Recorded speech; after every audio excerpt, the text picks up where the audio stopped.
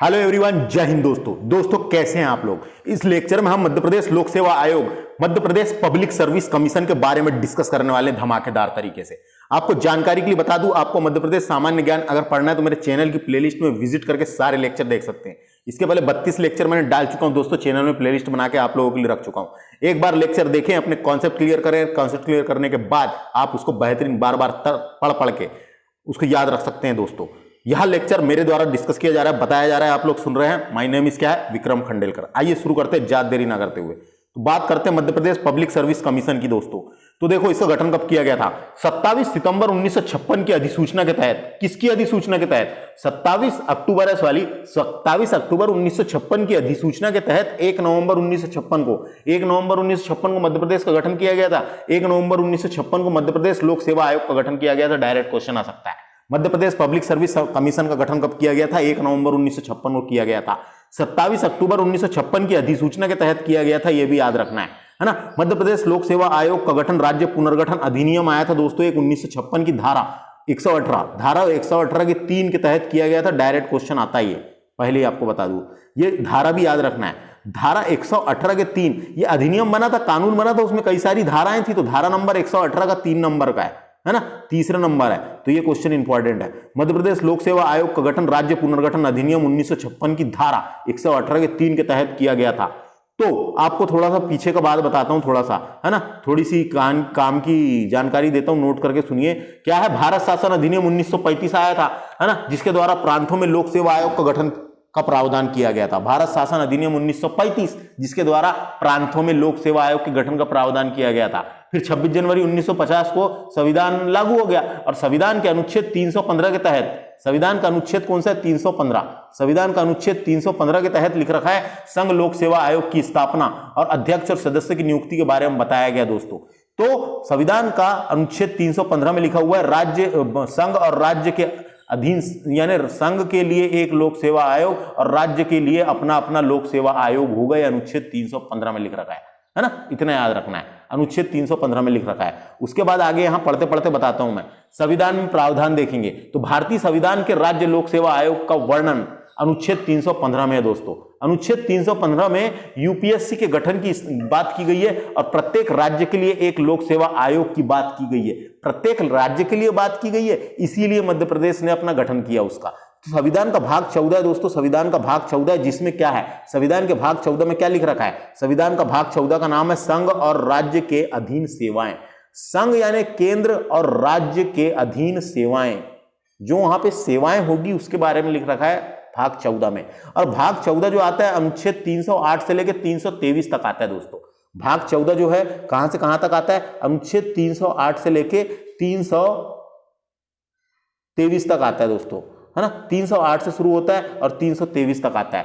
तो भाग 14 जो लिखा हुआ है संघ और राज्य के अधीन सेवा, तो भाग 14 का अध्याय दूसरा, भाग 14 का अध्याय दूसरा शुरू होता है 315 से लेकर 323। तो भाग 14 का अध्याय दूसरा जो है वो है संघ लोक सेवा आयोग के बारे में दिया हुआ है। उसमें क्या है? लोक सेवा आयोग के बारे में दिया हुआ है दोस्तों, भाग दूसरा में, है ना।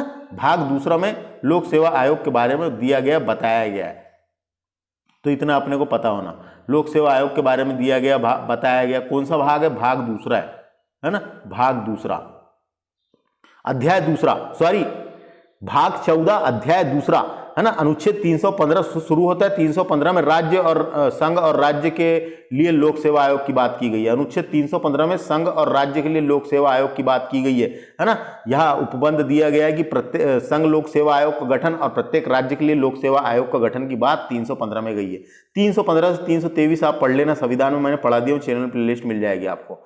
नियुक्ति की बात करेंगे तो राज्य लोक सेवा आयोग के अध्यक्ष और सदस्य की नियुक्ति राज्यपाल के द्वारा की जाती है। जैसे संघ लोक सेवा आयोग के अध्यक्ष और सदस्य की नियुक्ति राष्ट्रपति के द्वारा की जाती है, वैसे ही राज्यों में क्या है? राज्य लोक सेवा आयोग के अध्यक्ष और सदस्य की नियुक्ति राज्यपाल के द्वारा की जाती है, लेकिन उसे पद से मुक्त करने का अधिकार यानी हटाने का अधिकार केवल राष्ट्रपति के पास है। है ना, यानी पद से हटा सकता है केवल राष्ट्रपति। लेकिन क्वेश्चन पूछेगा नियुक्ति कौन करता है, तो राज्यपाल के द्वारा। राज्य की बात हो रही है ना, राज्य लोक सेवा आयोग के अध्यक्ष और सदस्य की नियुक्ति राज्यपाल के द्वारा की जाती है। कार्यकाल देखते हैं तो राज्य लोक सेवा आयोग के अध्यक्ष और सदस्यों का कार्यकाल 6 वर्ष या 62 वर्ष का होता है दोस्तों, जो भी पहले हो। 6 वर्ष यानी नौकरी लगेगी यानी तो 6 वर्ष का कार्यकाल रहता है, 6 वर्ष करेंगे और काम खत्म। लेकिन वो 62 साल में रिटायरमेंट है ना। अब मान लो कोई 60 साल में बनता है तो 2 ही साल करेगा, बस समझ गया क्या, जो भी पहले हो। 6 और 62 याद रखना है। मुख्यालय तो मध्य प्रदेश राज्य लोक सेवा आयोग का मुख्यालय इंदौर में है दोस्तों। कहाँ पे, इंदौर में है ना, याद रखना है। व्यापम का मुख्यालय भोपाल में है। Vyapam PEB employment selection board कहाँ पे, भोपाल में है, लेकिन मध्य प्रदेश लोक सेवा आयोग का मुख्यालय इंदौर में है।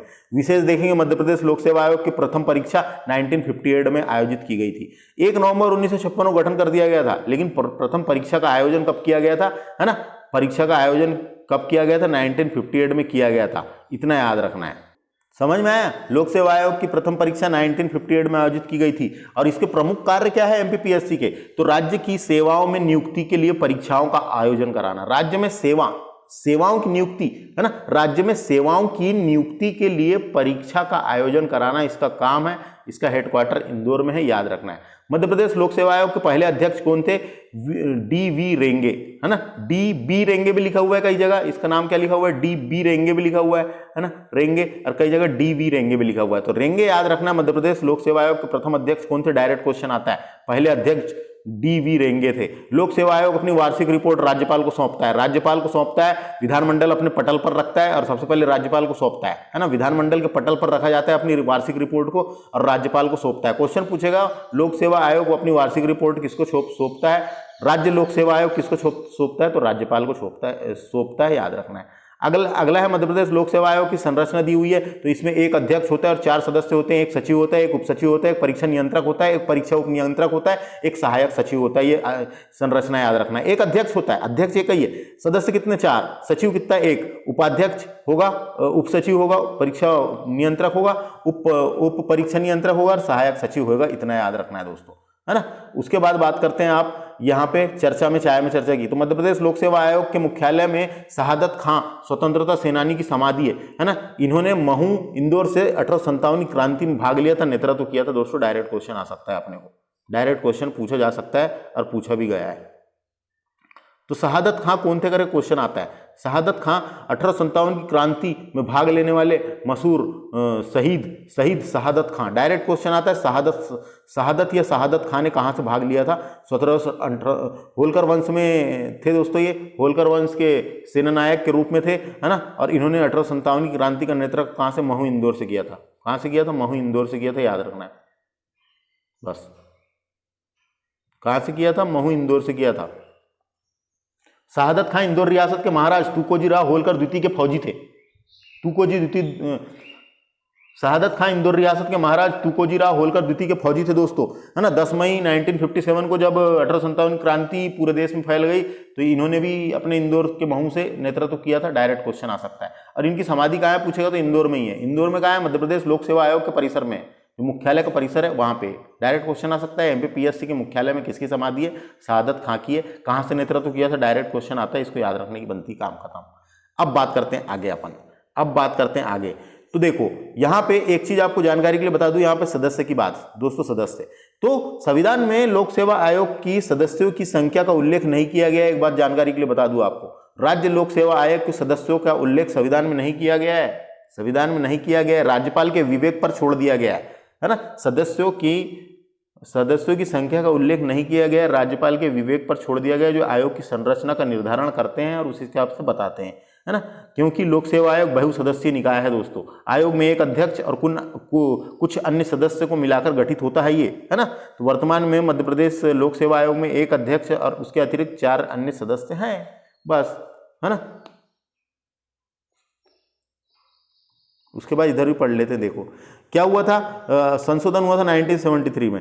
तो मध्य प्रदेश लोक सेवा आयोग सदस्य नियम बना था 1973 के अनुसार सदस्यों की अधिकतम संख्या 7 हो सकती है। सदस्यों की अधिकतम संख्या पूछेगा 7 हो सकती है, लेकिन वर्तमान में 5 है दोस्तों। और ये 5 ही याद रखना है, क्यों, अधिकतम 7 हो सकती है, लेकिन वर्तमान में 5 है। तो आयोग ने अधिकतम सदस्य संख्या 5 होगी ऐसा बताया गया है ना।